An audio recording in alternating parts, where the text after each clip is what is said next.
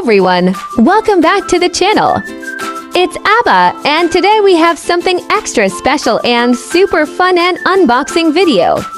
So one of my super thoughtful friends just came back from Vietnam, and she gave me my Pasalubong. You know we love a good haul, especially when it's full of unique finds and yummy treats. So let's dive in together and see what Vietnamese treasures we have inside. Mura lagi siya ka ng kuwan mo, trust powder.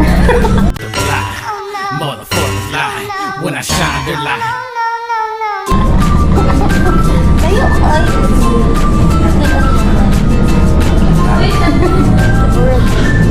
Layo asin. Dahil sa bilang ko ganyan, kasi trust powder, di coffee din. Makanya yung sikat top 2 top 1 ay gano'n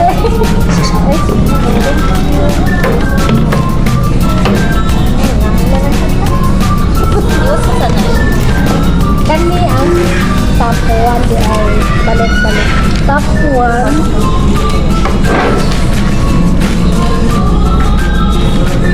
top 2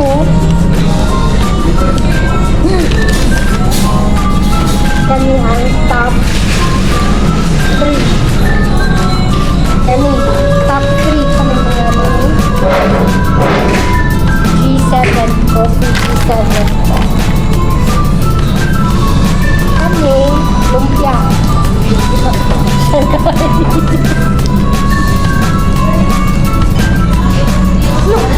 cute ang muli, ito muli. Ang cute silang candy. Candy, pwedeng gumaya. Kani, lumpia kapuli. Yes, time. Babad mo yun. Babad, 6. Oh, bakit naman, 999 lang. 999 lang. Pulburon.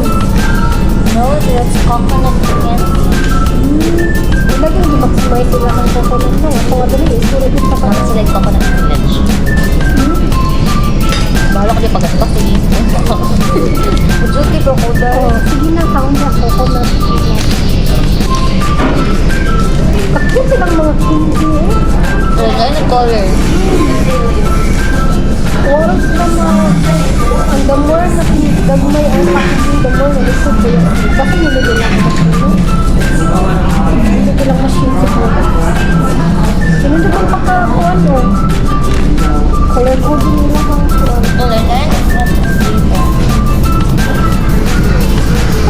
last is my keychain as always pasalubong baby cat maraming baligay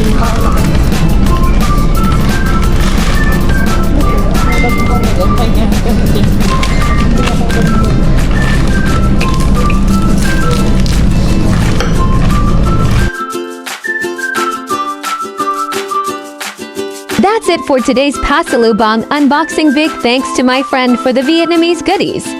Now, I'm off to finish my food sobrang syrup. And if you're in Compostela, don't forget to drop by District 5 beside Virginia Food Plant. Let me know in the comments which item from the unboxing was your favorite, or if you've ever tried any of these Vietnamese goodies or coffee before.